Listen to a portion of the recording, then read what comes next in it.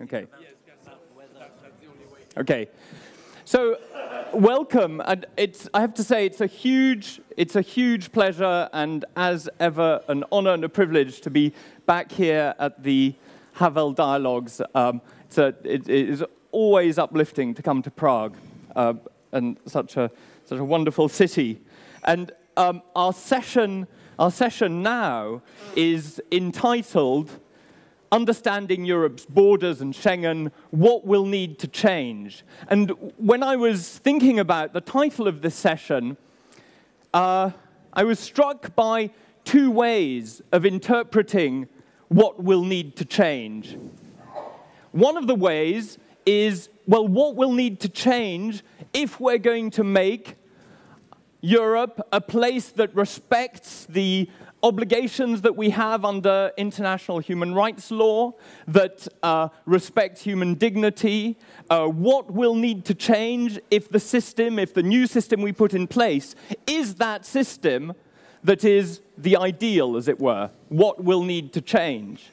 But then there's another voice of what will need to change, which is the voice of all those who are hammering on the door of our political systems, who want political power, and in some places, particularly in the Visegrad 4, are in power to some degree, who are saying, now that we're in power, things will need to change. It's the angry voice of things will need to change.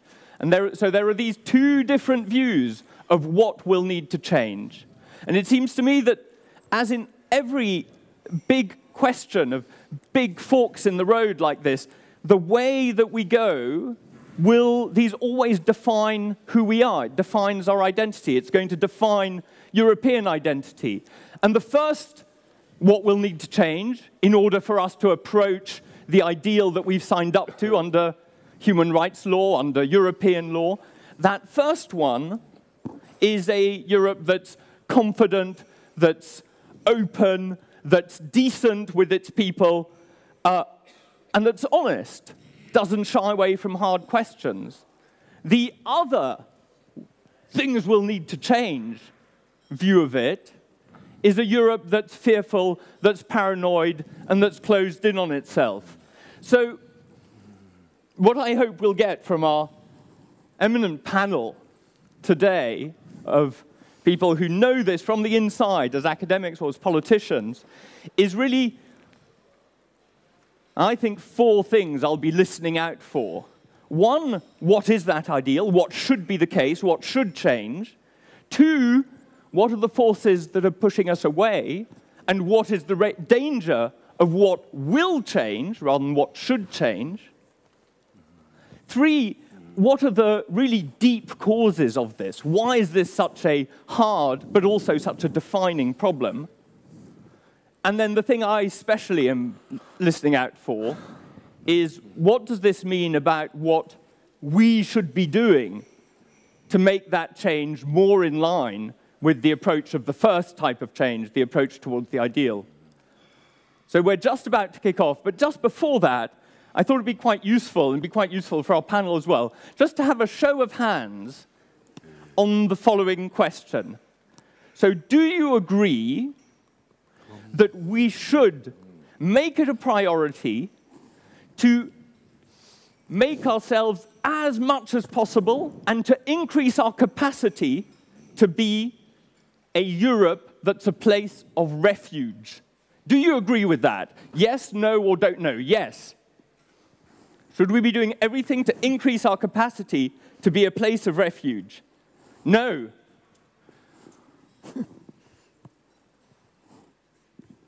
And don't know.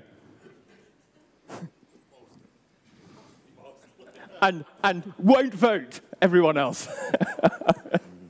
Great. So with that, I think we know what the audience is certainly not of one mind, and therefore minds can be changed. It's my great pleasure to start by welcoming Catherine Wihtol de Wenden, who's a scholar of this, has written numerous books on immigration, and is a political scientist and lawyer, and is going to kick us off on understanding Europe's borders, Schengen, and what will need to change. Thank you. Thanks. Thank you to give me the floor, and I shall try to begin by another question before what will have to be changed. The question is, what has changed? Most of Europeans are not conscious on the structural phenomenon on migration. I brought some maps. I don't know if they are here. Yes, yes, good. And just to show rapidly that we have entered in a moving world. 40 years ago, there were 77 international migrants in the world, and now we have reached 244 international legal migrants. So it is perhaps more if we include the illegals.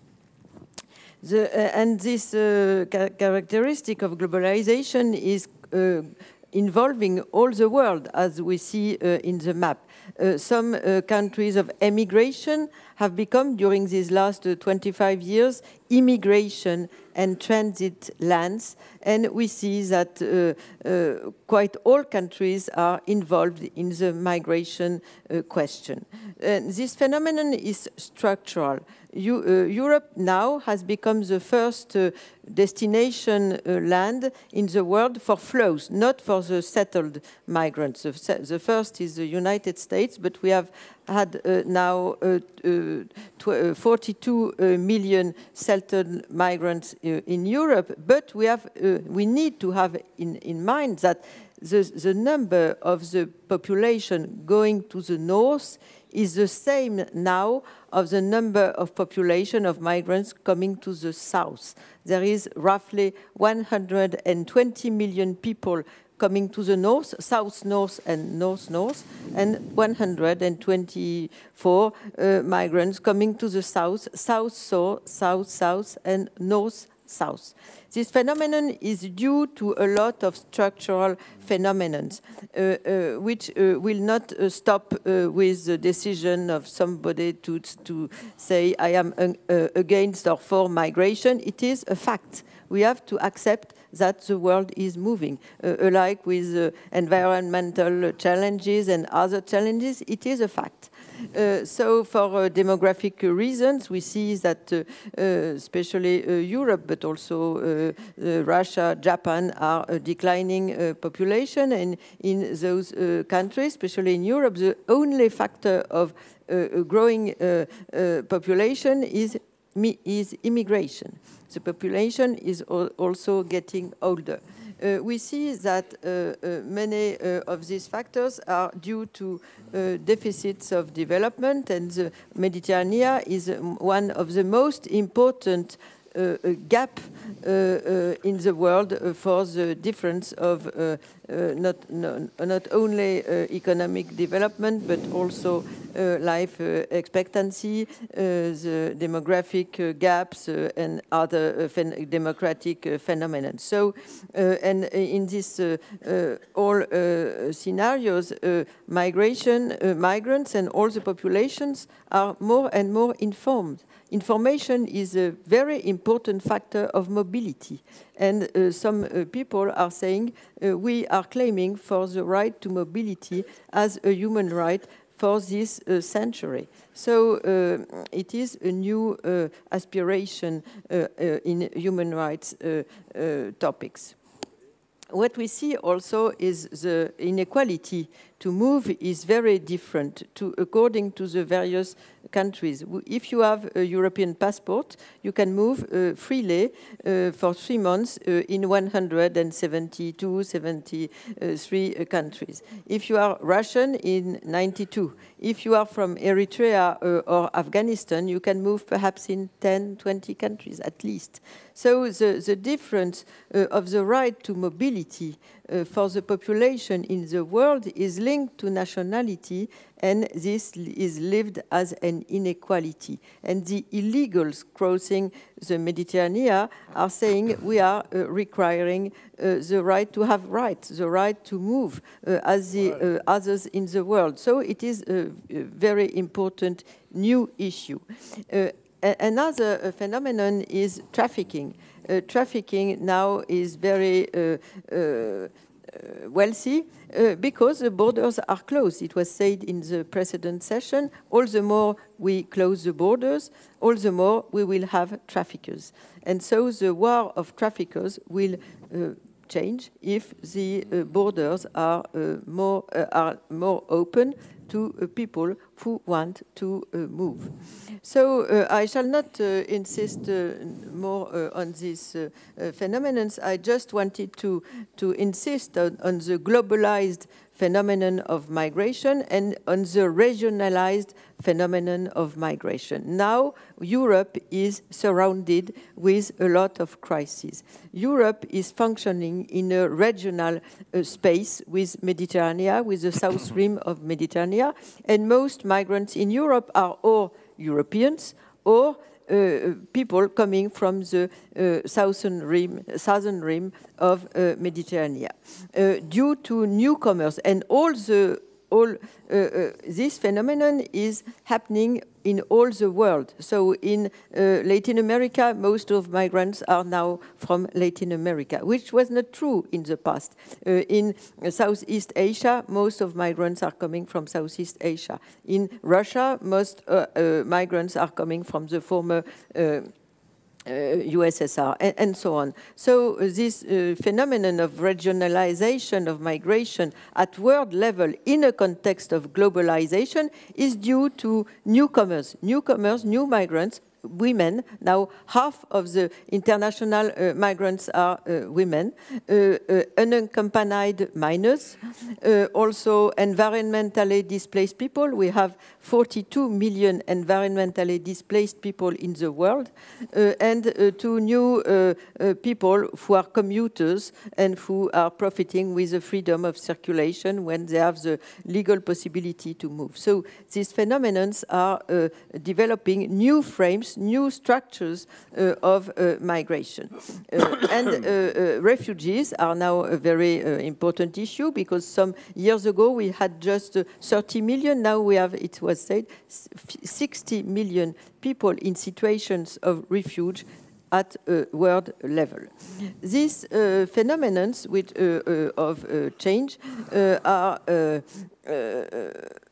in a context where we have been facing in Europe with an unknown before rising of refugee people. We have had, normally we had 200,000 asylum seekers in Europe in the past years, and since 2014 we have had 600,000 asylum seekers in Europe, and last year, as it was said, more than 1 million, 1.2 million asylum seekers. So it is a new phenomenon, not totally new, because after the fall of the Berlin Wall, we had 500,000 asylum seekers. So all that has changed, because we are facing with a globalization movement of migrants, because we are in phenomena of networks.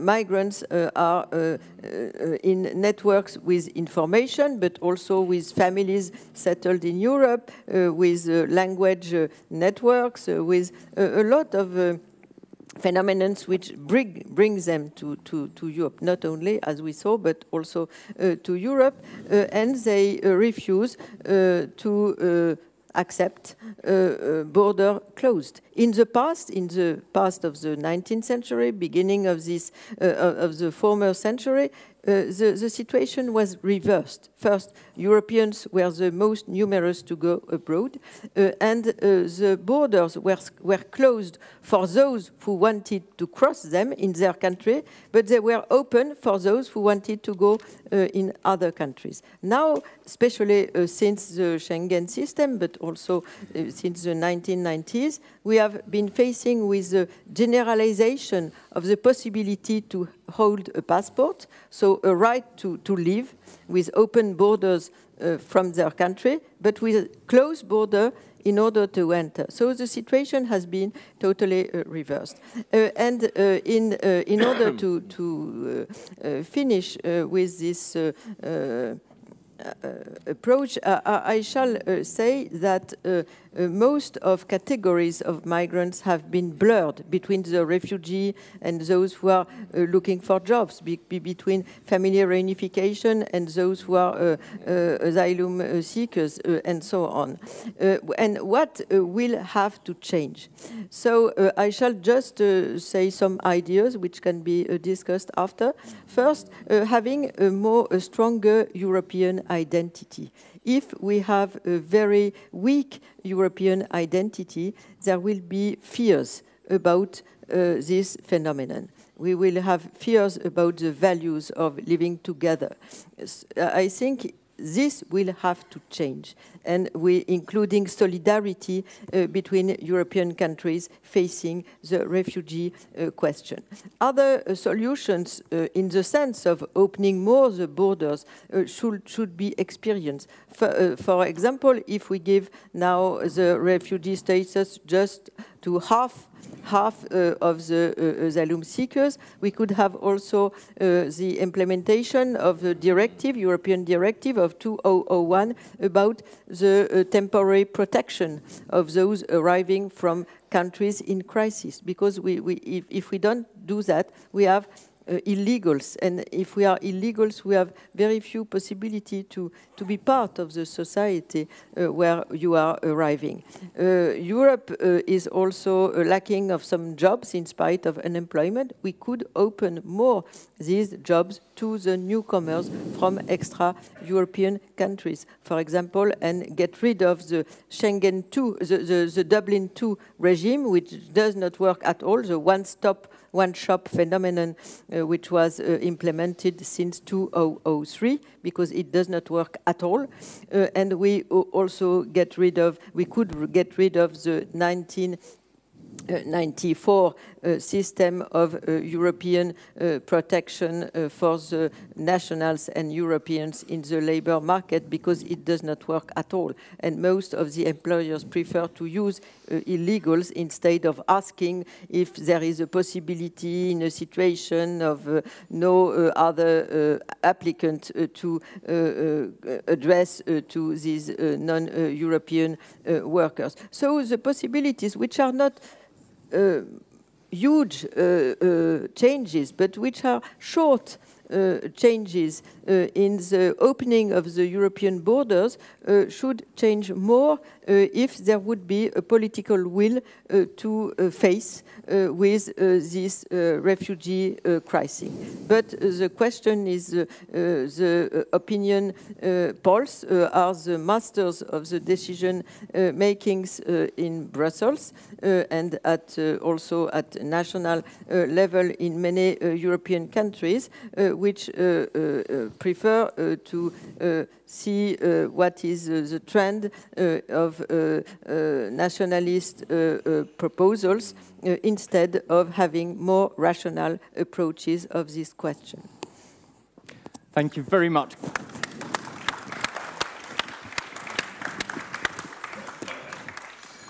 Thank you, Catherine. I think it's a very good transition in that you've pointed to the importance of the political in having posed what are sensible steps. And it's my great pleasure to now welcome Karel Schwarzenberg, who needs little introduction but has been Deputy Prime Minister, Foreign Minister, and has had a very active European political career. Karel Schwarzenberg, you have 10 to 15 minutes to reply to Catherine's vision about improvements, but also maybe illuminate us on the realism of the politics of this. Well, it was interesting to listen to this vision, but what I was missing a bit is some sense of realism. It begins with the fact, do we have the right of mobility? Are we entitled to move wherever we wish or not? That's a basic question. Second, you speak about human trafficking, a new phenomena. It existed always, only under the more honest name of slave trade, where it was a very successful business, as it is now again, through the Middle Age, well into the beginning of the 19th century. It was more market-oriented, so they were exported what we call now refugees, poor people who needed, according to the quality as workforce. There was a selection done already in Africa because before they were exported to Europe or to America or to the Caribbean. Of course, a lot of them were killed and drowned too, so the situation didn't change so much. And the slave traders, the traffickers, and always a lot of money. So we have quite a well-known phenomena just reappearing after it was for roughly 150 years suppressed. Now it is thriving again. But I do think if we discuss the whole thing, I'm fascinated by another thing. We're even in the introduction to our discussion here, Schengen, European funds, we are discussing a lot of things which we are not clear about what it means. Because we had in Westphalia, definitely after the Vienna Congress, very clear idea what was a state and what was a non-state. And the state had other powers. Now they developed a lot of entities which are neither state nor private, but something here between, as in Middle Age we had two. We should defend Schengen frontiers. What is Schengen? Schengen is agreement about visas, abolishing visas and passports in between countries. There is no Schengen authorities, no Schengen police, no Schengen army. So how should we defend Schengen frontiers? It's a pure nonsense. And the same with European frontiers.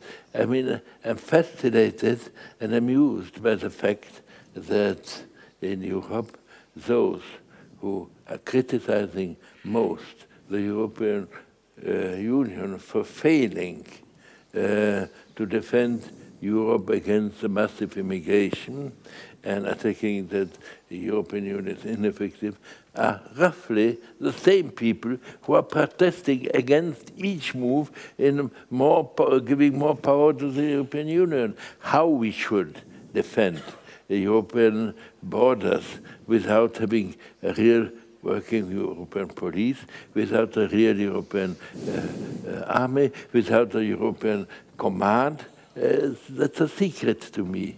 It can't be solved by conferences, by a bunch of chatting states, roughly. But European Union is failing. Yes, because European Union is not a union. European Union is still agreement between several states, but far away of something what you call a union. But of course, in the moment we are missing it, we came in. Instead, we are always at the same time denying here any possibility to get greater powers. And those who claim back to the nation state, I would like to have somebody who can explain me how European national states could defend their borders, how Greece, Italy, Spain really could alone defend their borders. It's all illusions. And of course, we were watching terrible catastrophes in Middle East and in Africa. I'm afraid it could happen very soon in Eastern Europe too. We had a wave of immigrants from so-called Western Balkan for a very simple reason. We, some time ago, the French and Germans declared that after the access of Croatia, there will be no further state accepted to the European Union, which meant a clear message: you in your bloody countries, as you won't be in safety, as you won't become member of NATO, you won't have a chance to get new investors because you have no access to the European market. So you are damned to have an unemployment figure of between 25%, 60% in Kosovo, and so on. And then we are very astonished that, that the people there didn't accept it to starve, but they wish if the work is brought to them, jobs are not brought to them, they are running after the jobs to Europe. So the inconsequence in the ability to face the real facts in Europe and just proclaiming beautiful phrases, that's the main reason why we got into such a mess.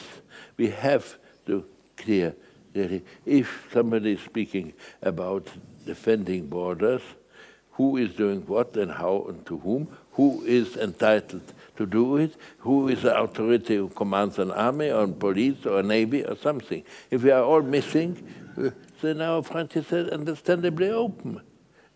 But we are not, for the moment, able to do in the European Union the necessary reforms to make it possible. So we shouldn't be astonished that we are running merrily into catastrophe without even knowing what we are doing. And of course, those who are paying for it are the refugees who have the impression that by crossing the border, they get a legal status. I'm not convinced that it is our duty to legalize all migrants to Europe, which is sometimes what you presumed. I do think we have to be more stricter because it produces another nasty phenomenon. There's, of course, countries where through centuries, by colonial empires, by having harbors and so on, they were accustomed to greater number of foreigners coming into the country.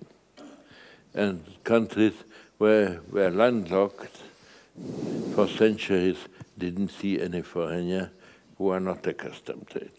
And of course, according to it, the tolerance to foreigners coming into the country is different, which is quite understandable.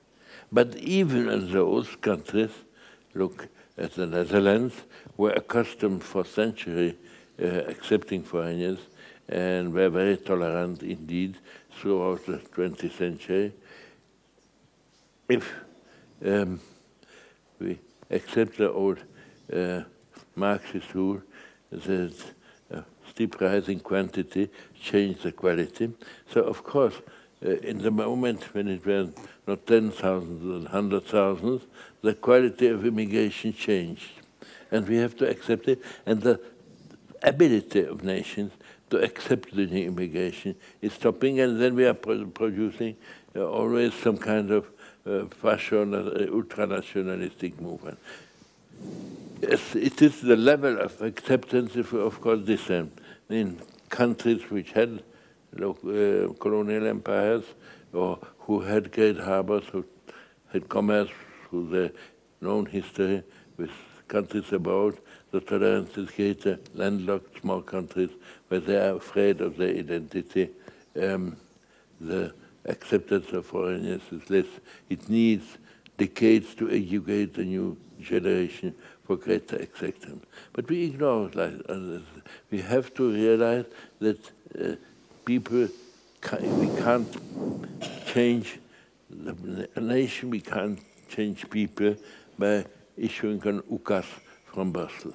That's a pure illusion. People are how they are. They're changing as a rule very, very, very slowly. And we have to accept that too. So in this whole discussion of refugees, which is a great problem, I would be glad to have a bit more realism. Bit more realism that if we wish to have instruments, we have to create the preconditions of them, that we can't expect of people to develop in a fast way. It needs the change of psychology of nation needs decades, generations. We who in our lives saw the Nazi regime and the communist regime know what a long time it needs after such a regime is toppled, till people get rid of the thinking of it. It needs several generations. And it was the same after when the Nazi regime ended in Germany, the fascist regime in Italy, or the communist regime in our country. Before a real change of thinking started, it needed the change of generation. Same thing with the attitude of foreigners. So please, let's be realistic. Let's face the facts that we have to deal with it, but don't start with expectation. One should, you have to. By order of Brussels, you will behave better. That's not realistic. And create, if we wish to have instruments to limit migration, of army, police, and navy, then we have to reform the European Union and create a real union, and not only something which is called like that. Because, of course, as long as 28 chatting states are sitting around the table, little can really happen. So that's one thing I ask only, let's be realistic. Thank you very much, Karel Schwarzenberg. Before we move on, let me just ask one question from that. In the spirit of realism, if you were today the President of the European Council, what is the one reform that you would be pushing for? I always say, introduce the principle of subsidiarity. Give the essential powers, security, foreign policy, energy policy, and so on, to Brussels, and let all the other things which can be solved by states and regions, and which are solved today in Brussels, and requesting enormous bureaucracy, give back to the states or even to the regions. The most necessary reform is to make the European Union essential, what it isn't now. Catherine, I think before going to Attila, you wanted to jump in, so I'll let you very rapidly jump in. Thank you for this approach of my topic and for your answer. And I wanted just to give some discussion about that in order to go on. Do we have the right to mobility? No, but now we are observing more people who are aspiring at this right to mobility at world level with in a world which is very interdependent. The nations, the states are sovereign, but they are in this world of interdependency, and sometimes the transnational networks, especially for mobility, are stronger in their will to succeed, to cross the border, than the state to close the door. So it is a very important phenomenon. Second, we have signed, European countries and Europe have signed a lot of declarations and conventions which have to be respected. First, the Universal Declaration of the Human Rights of 1948, which is saying that every person has the right to leave one's country. It was during the Cold War. Second, the Convention of Refugees of 1951, also during the Cold War.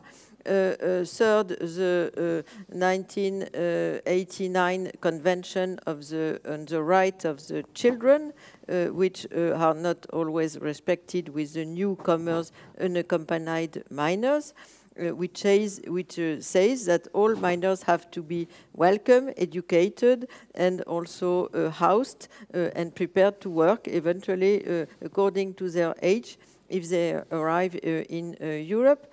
The United Nations Convention of 1990 on the right of all migrant workers in the world. Catherine, let me interrupt you. But you agree with Mr. Schwarzenberg that you agree with Mr. Schwarzenberg that currently there is no human right to mobility. Yes. That we agree that there are lots of rights which we maybe need to respect better, but there is no right to open borders at the moment. Yes. It may be a project, it may be an ideal.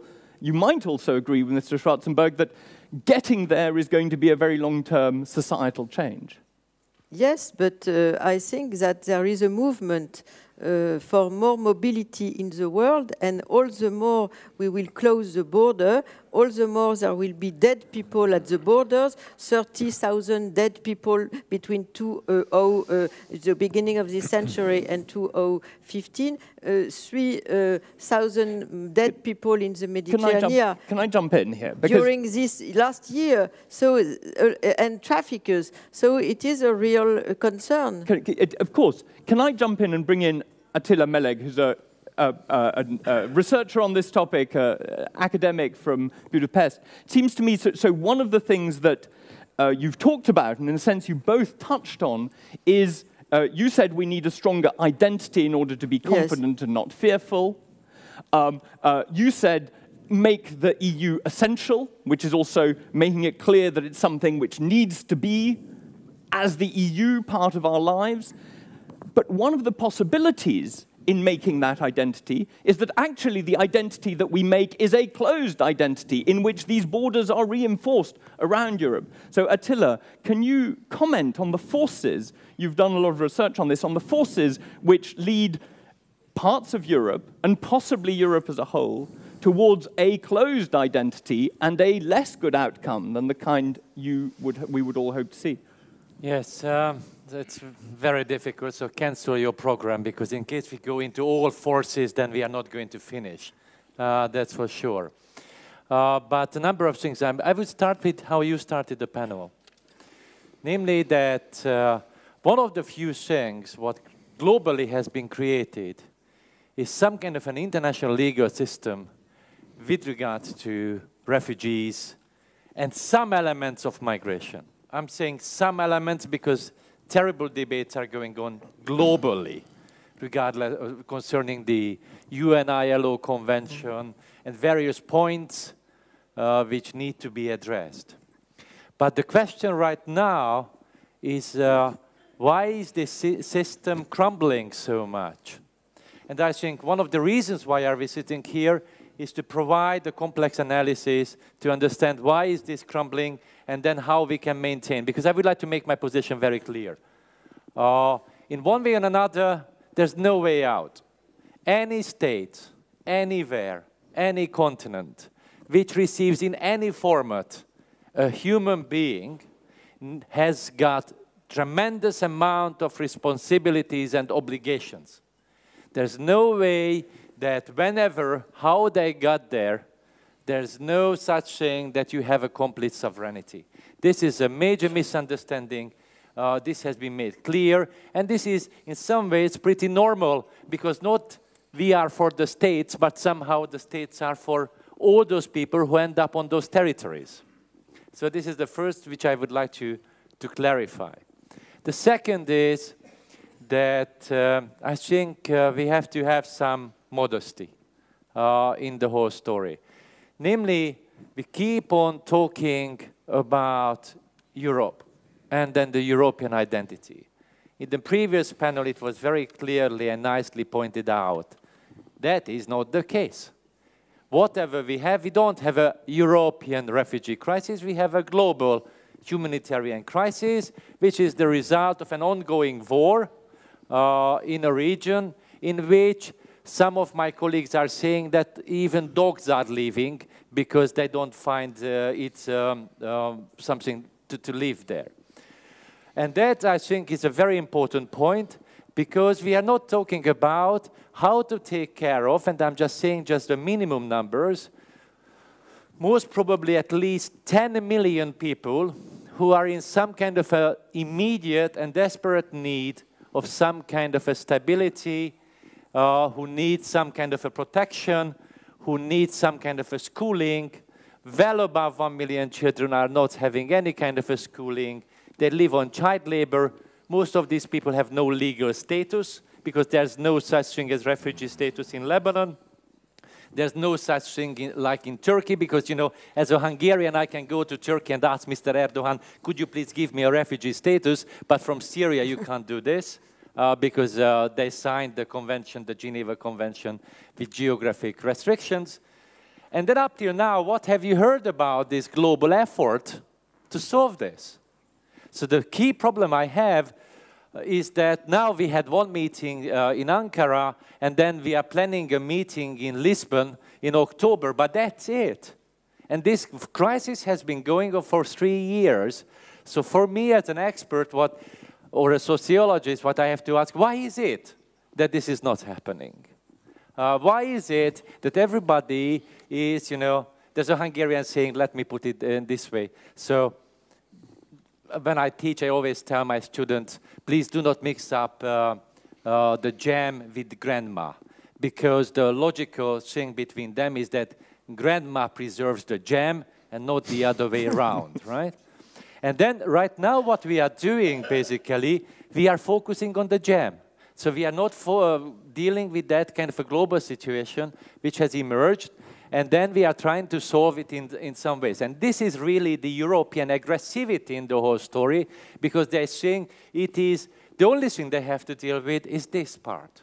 But that's not true, because I think previously pointed out very importantly, this war is our war. Not only in the way that we suffer because of that, not only because it's in our neighborhood, we have been participant in this. Right? Even East European states have been a participant in the war in Iraq, and so on. So they can't say that they are out of the whole story. So this would be number one. And I think this shows actually how closed the identity is. Because they don't see these people, when you talk to Turkish colleagues or anything, they say, okay, we are talking about brothers and sisters. The key thing here is that these are not brothers and sisters. They are some kind of an Oriental people who have been subject to some kind of a European control, and then they should behave in this way. So that would be my immediate Okay, but it answer. sounds a little bit as if it would fall foul of Mr. Schwarzenberg's request, which is a little bit of realism. Of course, we should treat the globe as our neighbors and our brothers and sisters, but this is a long-term structural change. What about the politics of Europe today, which you must admit, even if Europe is closed, it could go even more closed, and there are straws in the wind which indicate that it might. What's the logic of the way in which we face the refugee crisis in terms of the further closing of the European frontier, and that as the solution? And by the way, I'd love you to comment on something which I think we've all done, which is to amalgamate the refugee crisis and the migrant crisis, right? I mean, the two aren't the same, and we've got to speak of each. They're often made the same, and maybe you can comment on why the two are brought together, made the same, and how we could separate them out again. It's difficult. Let's start with two structural points, because we have to do structural analysis. So, I mean, this is social science in some ways. So, migration is happening not only because there are international conventions, but there are dramatic forces. So, as it pointed out, international migration is thoroughly embedded into global inequalities, right? Not just in the sense that you have money and you don't have money, because that's not really the easiest thing. You know, the strengths of the state and so on, the way of living, the connections, the economic connections are all. So migration is actually a working out of global inequalities. This is a hard fact. This is what we are not going to get rid of. This is number one. Second, we are living in an economy which is actually pushing toward migration. Because it's a paradox. Life is full of paradoxes. What we can see that in this new era of capitalism, human labor, actually the value of human labor is going down. We can actually quantify it, and it's rather dramatic. So during the last 20 years, the value of wages as related to GDP has declined at least 6 to 10%, right? Now this means that there is a sense of a huge competition. First of all, there are a large number of people who do not find, in Europe and outside Europe, have problems of accessing some kind of a meaningful labor out of which they can live. On the other hand, from the point of view of companies, that's also the story in some ways, because they are really looking for easily adaptable labor force. This is what we cannot deny, and these are brutal forces. These factors are brutal forces, which means whatever happens, migration in whatever form it is happening, it's going to happen as well, in case the economic system doesn't change. But as far as I know, I didn't listen to the news this morning, we still have it. So this also means that the refugee situation and migration cannot be separated. This we have to be absolutely crystal clear about this, because in case we start talking in different ways, then I think we hide reality. The massive excess refugee coming is mainly due, at least in Europe, is mainly due to the war. But this does not mean that we haven't had a large number of people coming here. Can you keep going on the increasing competition for scarce good jobs? Because it seems to me that's in a way at the center of the European politics. Catherine, you said as one of your 4 modest proposals, open the jobs markets in Europe. We see the trouble that this is causing in France, even today, even a modest opening. Imagine a large-scale opening. It seems to me this is also key to the divisions in Europe between the East and the West in their attitudes towards migration. Do you want to touch on this? Because this is, in a sense, this is the problem. We completely agree with the deep structural factors you're talking about, but it seems to me that they fall foul of this will take a very long time. We have immediate problems in Europe that come out of this dynamic. Yeah, but these structural things explain this kind of a division within Europe also, because the question is how your economy is integrated into this economy. And Eastern Europe has become, after the transition, has become a major labor reservoir of competing economies like of Germany.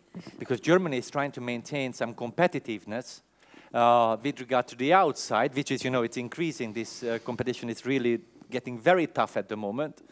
The way that they can use also migrant labor. Why migrant labor is important? And let's get rid of some myths. It's not that because they are terribly cheap. It's not because the wages are much lower for migrants. The good reason is cherry picking. The big thing for companies in having migrants is that they have a big, kind of an area from which they can, the most disciplined, the appropriately skilled labor. So Eastern Europe has got into this system, and then there is an unequal exchange going on within Europe. So there's a German economy and, let's say, Southeast European economies. Southeast European economies are suffering because of the demographic decline. This is one thing, but they're also suffering because they are losing a large section of their population towards the core economies. And then in that kind of an exchange, I don't want to go into this. This is unequal in various ways in terms of taxes, social transfers, in terms of you losing the best part of the labor force, and so on, those who are really adaptable. So, the politics of this. Let me reverse the whole thing, and I finish. Sorry for talking too long, but this is, as I told you, it's very complex. This is one of the reasons why East Europeans are super anxious about the refugee crisis, because they would like to maintain their privileges. Europe, even as a labor market, is for us, not for them. Everybody likes it. So that is made very clear, and I just, sorry. Yeah, no, carry on, because I'll bring Mr. Schwarzenberg with his comment in a moment. I just finish. I give an example of coming from my prime minister. You evaluate it how you like it or not, but as a phenomenon, he was having a discussion with David Cameron. David Cameron showed up in January, basically trying to fix something with the Visegrad countries concerning cutting the social rights for immigrant East European labor, right? That was the kind of a big thing. Of course, this is, once again, a dramatic difference in perspectives. And they were talking about these things, and then Mr. Orbán stood up and told the following: East Europeans are not migrants. East Europeans are not migrants in the United Kingdom. They are practicing their own rights, basically, and then they are not parasites. Migrants are parasites. and East Europeans are not because they want to work. And that shows this kind of dramatic fight going on. Plus, very important, at the very last sentence, that they also, East European states and Visegrad countries, and we have to be super critical in this respect, are trying to understand it. They try to use this scenario to change the inner politics of the European Union. So they are blackmailing in quite an efficient way. So Mr. Schwarzenberg, you say everyone wants to keep their privileges, and of course that to some extent leads to the rise of populist and particularly populist right parties, which we see all over Europe, but particularly in Eastern Europe through the process that Attila describes. What is the politics of avoiding that in Europe? Is subsidiarity enough? Well, let's begin at the beginning. Like Alice in Wonderland's The Queen advises. Privileges are, first of all, existing naturally for the founding members of the European Union, of the six. And we have to accept that the standard of living and the amount of influence in the European Union is very different between the original six later, and I wouldn't speak like my dear Hungarian colleague of Eastern Europe, but Central Europeans are very much on the tails. And if you are really Eastern European, Ukrainian, or you are even more difficult. So we have, of course, in Europe, a part of the world the world was full of privileges, and everybody is defending them. Of course, the Dutch and the British unions defend their privileges, and they are despite the famous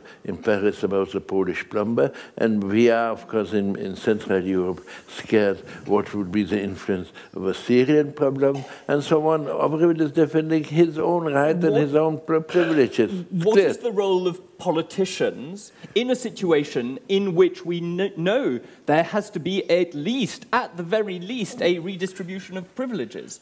Because one solution is to say, you don't need to get rid of your privileges, the problem is the foreigner, vote for me. That's one political solution to it. What are the other political solutions? What's the role of the political figure in this? Very patient work on it, in small steps. Look, I can remind you of things which was a few years ago, when the Lisbon Treaty was. And I remember through weeks we stayed in Brussels, staying up and dealing with it, sometimes to 2 o'clock in the morning or 5 o'clock in the morning, and after many weeks and months we find an agreement. We can't expect that we find a quick agreement about these questions. And we have to explain to everybody from west to east, everybody has its privileges, and not to say in Brussels, no, it's our part of the world, there are no privileges. You are requesting some. We have all our privileges and everybody is defending his own. Catherine, you wanted to jump in. in. Just one point. Most reports, all the reports of World Bank, OECD, and some others are saying that immigration is costing less than it brings money for many reasons. And if we maintain in illegal situation millions of people, we are losing money also because they don't have access to consumption as the others. They are very unstable jobs. They don't pay taxes and so on. So it is not a good plan, economically speaking. I shall not speak about human rights, but I spoke before.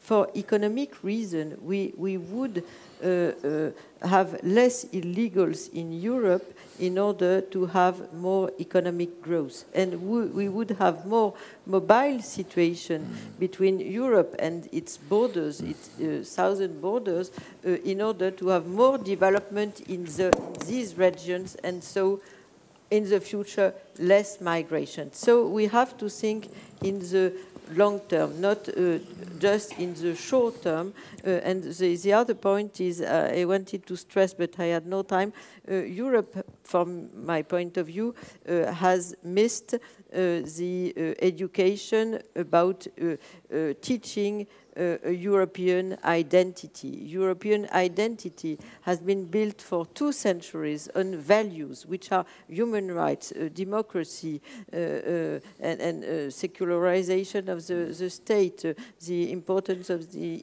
individual as a human being, and some others. And Europe is missing all these values when we are speaking about migration. And if these values would be more present in all the heads of Europeans, we would manage the refugee crisis we have now. Can I just, on the economist's view that migration is a good investment, right? Yes, I mean, it's a very brutal view of it, but for states, I think the consensus is it is a good investment. I think it's quite telling that actually Germany, as the state which is in a position to be investing because of its economic situation, is indeed investing. But in a sense, certainly the states we come from, France and Britain, as they perceive it being in a position unable to make public investments for the future, are therefore cutting back. So I think there's something very important, possibly something around the subsidiarity and of that investment in the future. Mr. Schwarzenberg. I fully agree with you. And I know, for instance, there was an article in our neighboring country in Austria that the immigration during the last decades made it possible the steep economic rise in Austria. Yes. That's correct. Nevertheless, these are things which economists know, but you need, first of all, to overcome the prejudices. Yes. The same country, as you know, Yes. is very much anti-migrant. So we have to realize people need some time, first of all. We have to accept that the human nature isn't as educated. Then you spoke about European identity. I'm afraid that for the moment being, probably even for next generation, we see our identity as Swedes or Portuguese or Czechs or French or whatever. We don't see ourselves as our identity as European. Yes. That's again something you can't do, which has to develop. And now, sorry to say, identity, a common identity, develops only by saying no to others, by wars. The common German Union and the Italian Union needed 3 wars till they found out.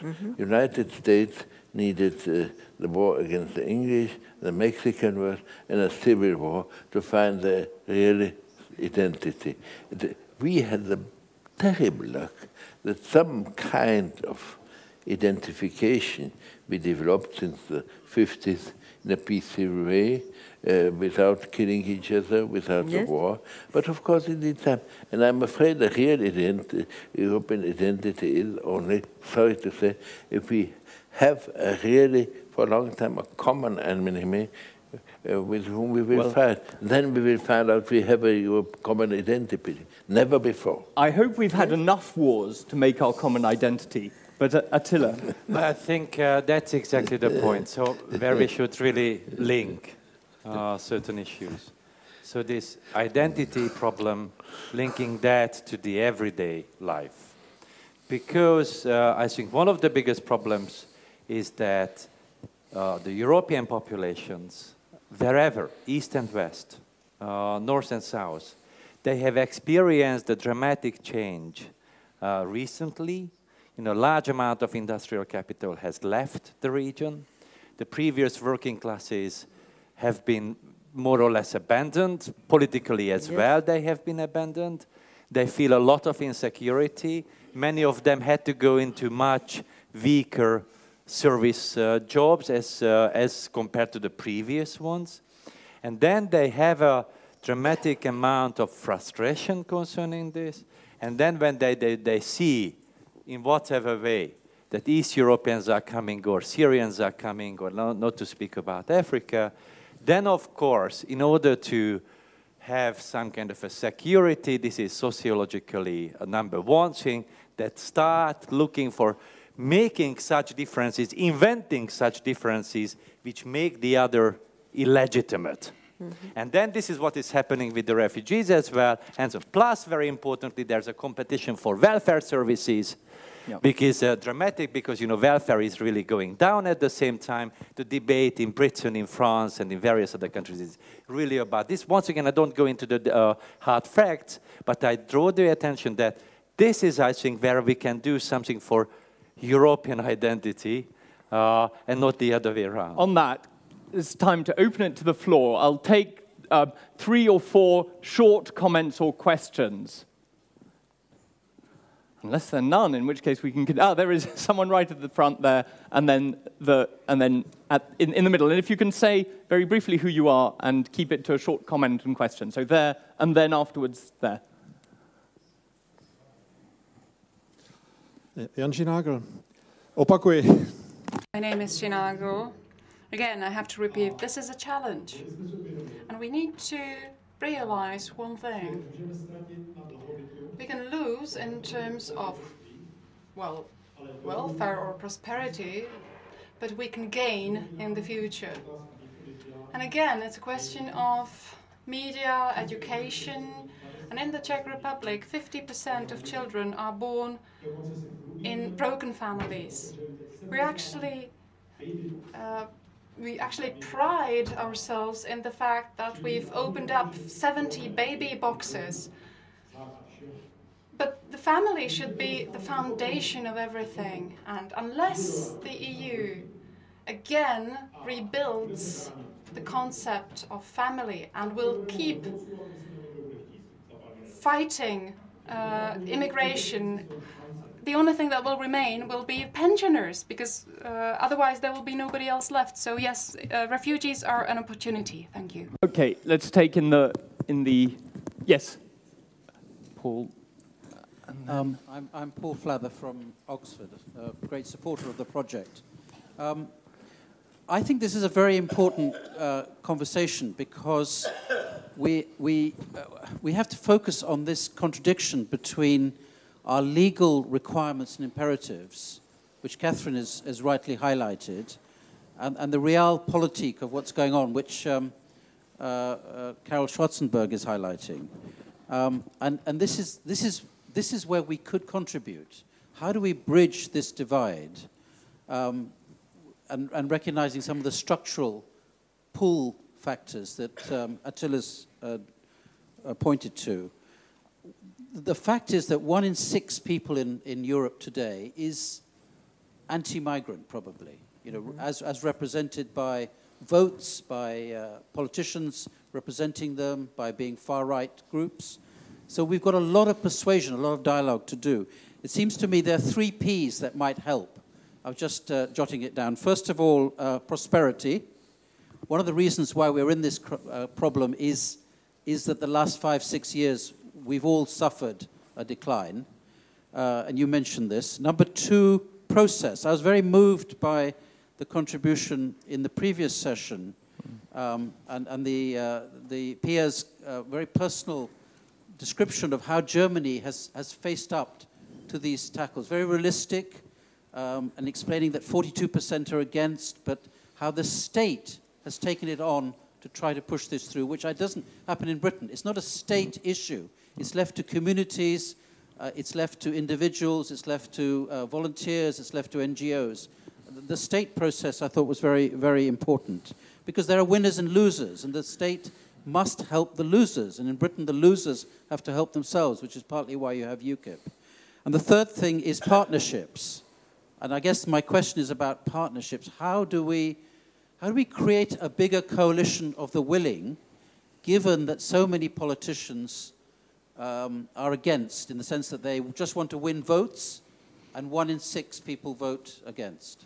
Thank you, Paul. I'll take one question from there, and then I think we should keep going with it.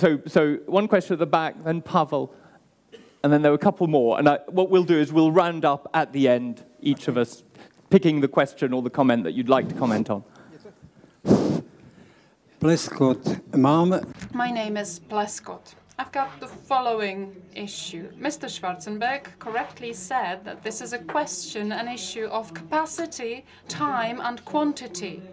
However, there's one thing that does not Germany and the European Commission does not differentiate enough, and that is the reception of refugees on the one hand and their integration, because integration is a long-term problem and it's much more difficult. So that's my first question, basically. Do you think, can we be critical in this respect? Then my second point is values and identity, because there must be a willingness to defend these values and identity. And what we've seen is that the EU, including the Czech Republic, is not ready to defend these values, or we do not actually show this willingness. And what is embarrassing is that it is only the right-wing extremists who are actually showing this willingness, who say that they are willing to go somewhere and fight for our values. It's embarrassing, of course, it's false, but that's what's happening. The EU basically has not been dealing with the root cause, with the main cause. And that is that the society we live in nowadays is a consumerist society. And we are only interpreting these developments in terms of individual needs. Everybody is fighting for themselves. There is no solidarity, or it is weakened. And my last point, which is very important, I think, is that the European Union has been tolerating tax havens, and I'm very, very sorry about that. I am a socialist, and I'm very sorry to say that even the socialist parties within Europe are tolerating tax havens. And now a question. I think that, of course, the Czech Republic could receive a lot more refugees. 1,500, that is ridiculous. We're now discussing receiving 1,500 people. But we could actually learn from what Germany is doing in terms of preparing for the reception of these people. One more point. Yes, I'm finishing. No. Thank you. Yes, my final point. What do actually these migrants want? We cannot actually force them to stay in one country, in a single country. Thank you. If you pass the microphone just along to here.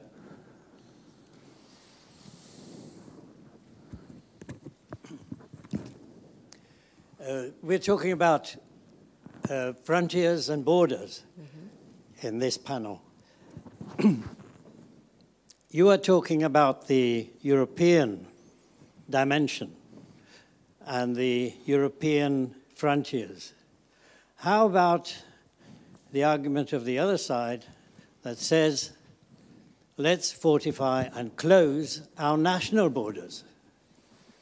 So would that be a solution, actually, if the other one looks like not quite realistic? National borders could be closed immediately. Okay, let's take a couple more, and then we'll have a 1-minute roundup from each. This has all been men asking the questions. It can't. Okay, the young woman in the red dress over there. Thank you, Odessa Primus. Yes, speaking of borders and frontiers, part of the understanding and being part of the European Union and the Schengen is that you're supposed to have open borders to people that are seeking protection and asylum, while borders now in Schengen are closing, especially Hungary, defying the whole ideals and values of this agreement with the European Union. Therefore, if these are being defied and disrespected, then what is upholding the values and foundations of this agreement in Schengen? Great, and we have time for one more very short question. So the man in the stripy shirt, as long as it's very short.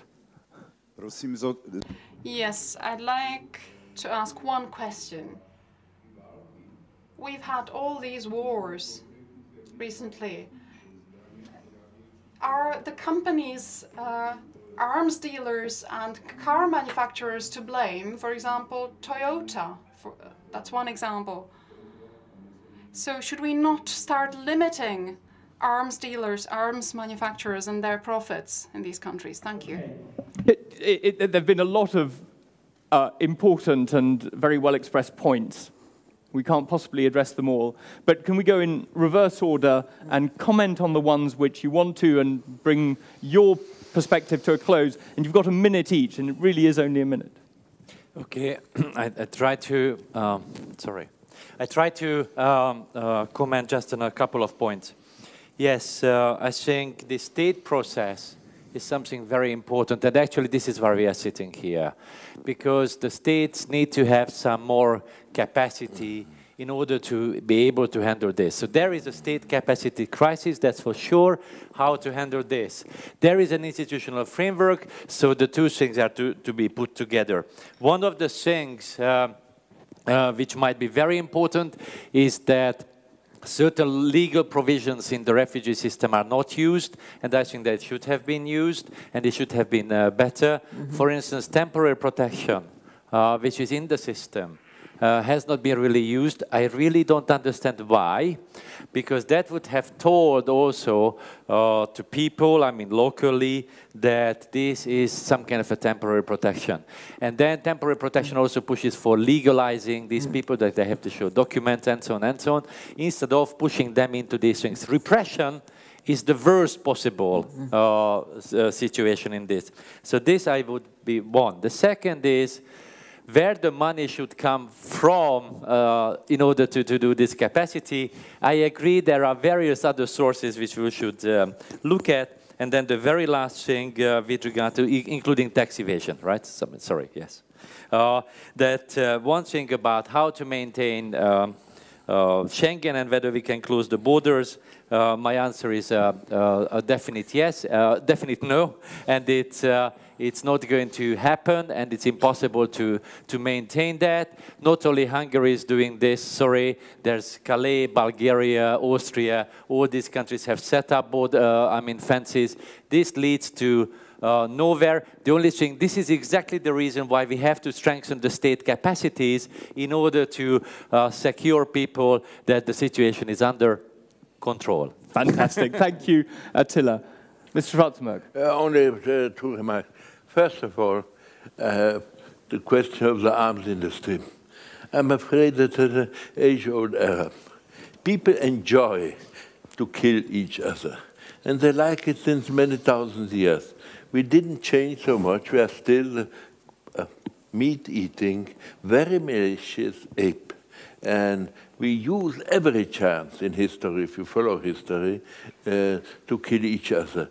If it's a religious region, national region, race region, class region, it's not so important.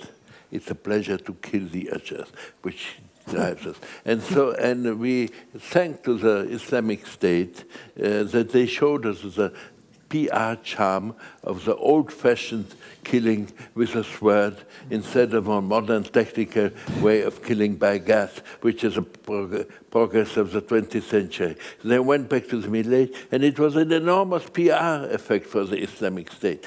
So you don't need modern Toyotas, you don't need you need a knife or stone, and still it would be a pleasure for you to kill each other. That we have to accept first of all, you see.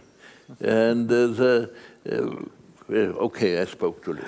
Very good. So rapidly about first Europe and second borders. Europe has done a lot for migration in some very important topics, especially at the west of Europe, because we have been discussing at west since the 70s about the question of discrimination. There has been a directive in 2000 at the end of the last century, in 1999, which obliged each European country to have a legislation against discrimination. We have also said that Europe is a land of diversity inside, but also with the new comers. So diversity now is a part of European citizenship. Europe has settled the possibility to give local voting rights and eligibility not only to Europeans, but to non-Europeans settled in the country. So Europe has done a lot. But perhaps these teachings were not known so much in Eastern Europe, and now we see the gap between, it does not so well at West regarding the respect of that. But at East, we have also to make the education about these new values of citizenship, which were discussed in Europe with difficulties before the entrance of the newcomers. Second, about borders. Borders are very important, and we see, I made an exhibition, which is still now in Paris, on borders. We see how far the borders have been very important for the lives of many people, but also are something which is not important if we look at them in the past. For example, the Berlin Wall, there has been people who died for that, and other borders, and now people are dying for crossing the Mediterranean. So the question of borders is very important. But all European countries included in the Schengen have the right to close their borders as they did last summer for special reasons of emergency during a short term, but it cannot be a general principle for these countries if they belong to Europe, and Europe is lacking of solidarity between its members regarding the treatment of borders. There are very blurred situations which are not so well known. There is Calais in France. Calais is quite impossible to solve this question between French and British, who have a long experience of discussing together, but it is quite impossible now. We have had 6,000 people settled in the so-called jungle.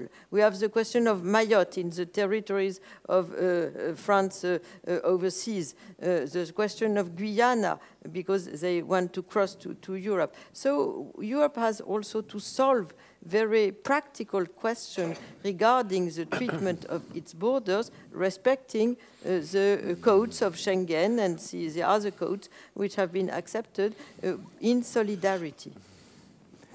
On that, thank you very much, and I hope you'll join me in thanking our very impressive panel for the hour they've given us.